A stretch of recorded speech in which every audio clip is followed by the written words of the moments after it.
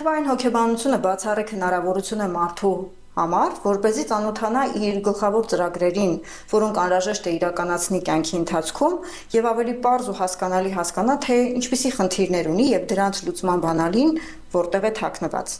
Եթե ուզում եք, որպեսզի ձեր ծննդյան օրվա, ամսվա, տարեթվի ծրագրերը, այն է ձեր հաջողության ծածկագիրը գործի ի օգուտ ձեզ, անհրաժեշտ է, որպեսզի դուք ունենաք այն վերլուծության ցուցումները, որոնք դրված են ձեր ծննդյան օրվա, ամսվա եւ տարեթվի մեջ։ Եթե ծննդյան օրվա մեջ թաքնված են ձեր տաղանդները, շնորհները, ձեր բնավորության առանձնահատկությունները, ապա պետք է նշեմ, որ ամսվա ծրագրում թաքնված է մեր տոհմի հետ ունեցած մեր փոխհարաբերությունները ու այն կարևորագույններից է, որ անհրաժեշտ է մարդը անցնի, քանի որ ամսվա ծրագրին արդեն հաջորդում է